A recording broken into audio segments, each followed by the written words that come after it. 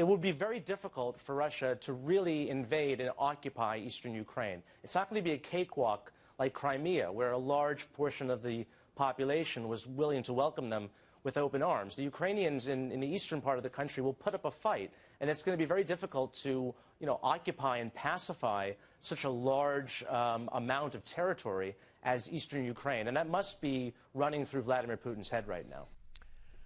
Among the current litany of global despots, dictators, and those seemingly always living on the edge of reason, Vladimir Putin stands atop those who could, in one swift moment of madness, change the course of global history. Now with even more weapons allegedly moving east toward Ukraine, and a Russian population, or I should say west towards Ukraine, and a Russian population that to the outside world seems oblivious to the inherent dangers, some tough questions need to be asked as the world seeks to bring Putin under their thumb of common sense and reason.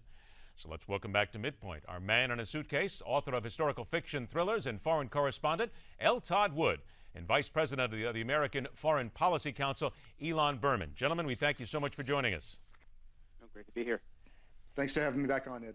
My pleasure. Elon, I'm going to begin with you here, first of all, from a foreign policy side of things. There is a thinking process, and this is what caught our attention, even in the Moscow Times, where it said that Putin is replaceable. Is there any way, shape, or form that he would not leave on his own recognizance and his own timetable? Well, it's interesting. I saw the piece you're alluding to also. It's an opinion article authored by a Russian woman who's a foreign policy commentator, columnist, but she's also based in the United States. But what I found most telling about it was not necessarily her argument, but the fact that it was printed at all, because Russia has experienced a pretty dramatic constriction of free media space. And most content, almost without exception, most content tends to be allowed if it is reflective of the views of some of the entrenched elite.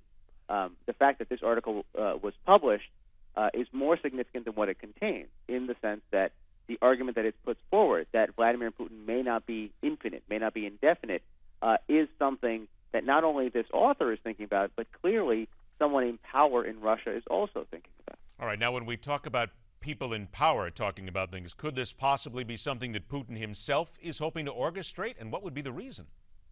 Well, I don't think so, and I think over the last 3 years or so, you've seen Vladimir Putin take every opportunity to eliminate the political opposition, to broaden the sway of the Kremlin over political parties, to co-opt them, to imprison or marginalize or discredit political opponents. Vladimir Putin has built a state that runs efficiently only when it's oriented around him. One of the striking features of Vladimir Putin's state is the fact that there is no long-term strategic planning. There's no idea or vision of Russia in 50 years. This is Vladimir Putin's here and now. And that's one of the hallmarks of that, is that he has not spent a lot of time talking about who comes after him. It's all about him all the time. Todd, I'm going to turn to you right now, because the point brought up is very good. There is really no long-term planning here, it would seem, for Russia. It is this moment, this second. It's all about Vladimir Putin at this time. So from your travels and from the people that you know, the places that you have been, what's the thinking process here? Not if he leaves, but when he leaves, because it would certainly seem to some that economically things are going to change drastically, not only in Russia, but certainly around other portions of Europe that still depend and still deal so much with Russia. Well, I don't think the Russian people are thinking that far ahead. If they are, they're not the norm in Moscow, especially. The real issue is the people surrounding Putin, whether they want him to stay, what kind of job he's doing, the people that support him with money and, basically the businesses in Russia. I talked to someone in Moscow today, and they said that all the small businesses are selling their, enterprises to the large oligarchs like Abramovich, and they're becoming more and more and more powerful under Putin. So that's good for those people, but it's horrible for Russia because it's destroying the small business and entrepreneurial spirit in the country. And it's becoming more and more polarized, the very rich and the very poor. So those people control what happens with Putin. If you see them dissatisfied, then things could possibly change. It's interesting you say that, because we're told from those who are on the outside looking in that as far as many Russians are concerned, and again, I've read this in a number of articles, heard this from a number of policymakers as well, that as far as Russians are concerned, hey, look, if business is good, Here, Mr. Putin, you go take care of everything that's happening on the world stage. As long as you keep us happy and as long as you keep us looking a little more westernized than we were 10, 15 years ago, then we're happy. We'll let you go. It would seem that's not the case. Well, you look at what happened recently, and one, Putin has stopped allowing Wi-Fi in public places, shut down multiple websites. They're shutting down Facebook and other Twitter in certain ways. And the food ban has been not a good thing for the Russian cafe society, the very wealthy who are used to going to fancy restaurants, eating European, delicacies. That is being stopped. And so he's starting to hit the people who support him. So whether or not that is allowed and whether or not it's done on purpose or whether or not the consequences are good or bad really will decide on whether he stays in power, because those people control it. And if they're not happy, if they're not sending their kids to boarding school in London, if they can't travel, if they can't eat European food, and their businesses are suffering as well as the sanctions bite and as oil prices go down, you could see a real change. Elon, please bring some seriousness and some common sense to the thinking that I hear an awful lot from people. They look at what's happening in Russia. They see that we are just going down once again another line of dictatorship here. This is as close back to communism/socialism as you could possibly want. And there are people on the outside looking in and will say, don't the people get it? Do they not know that they're simply being shoveled right back where they were 20, 30 years ago, and do they not care? What would be the reality of this, that the people themselves just don't seem to care? Well, the answer is yes and no. Some of them certainly do understand it. I would imagine that more than a simple minority of Russians understand that the trend line of constricting media freedom, of greater human rights abuse, and greater corruption is not a healthy thing for society. But first of all, it's useful to remember that Russian society historically has not been either comfortable with or accustomed to the type of democracy and representative government that we have here. They prefer strong men.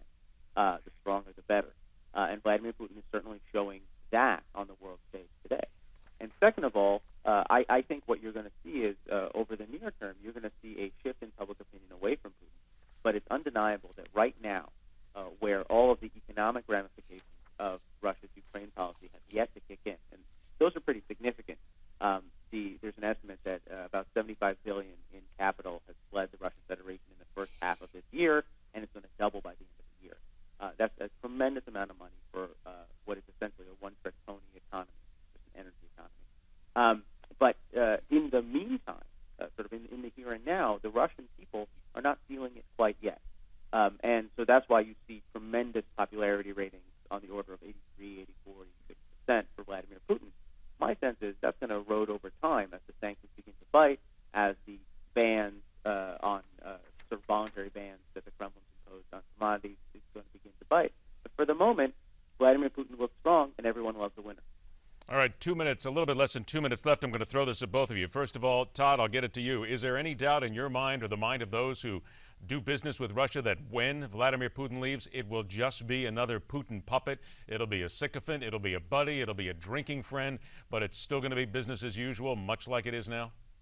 Well, sure, the oligarchs will groom whoever they want to replace him. That is the truth. And I think it will happen quickly. I don't think you're going to see the normal things we see in the West when there's a transition of power. I think it'll be more subtle clues like, changes in certain policies that you can see that they're starting to lay the groundwork for a change in leadership.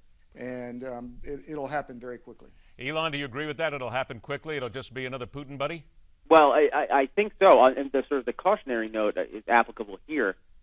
There is, just because Vladimir Putin is an odious leader, and he's certainly that, it doesn't mean that what comes next is going to be any better. In fact, it might be worse.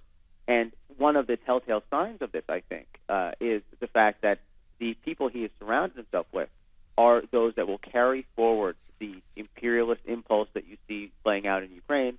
People like Deputy Prime Minister Dmitry Rogozin, who is decidedly worse on a sort of ethno-nationalist level than is Mr. Putin. So we can certainly hope that when Putin leaves, there is a more pluralistic future. But when you combine the people who are in power currently and the fact that those people and Vladimir Putin himself have systematically stripped the more democratic, more moderate alternatives of power, my sense is that it pays to be pessimistic. Roger Daltrey and The Who maybe said it best. Meet the old boss, same as the old boss by the time it's done. L. Todd Wood, Elon Berman. Gentlemen, we thank you so much for being here today. We'll talk again soon. Thank you. Thank you, Ed. All right, take care. Later on this hour, the Money Master tackles where the Fed may be going next. And after the break, the teenager going away for 6 life sentences and why this is a system many believe has to be changed immediately. Won't be immediate, but in just a couple of minutes, Midpoint continues.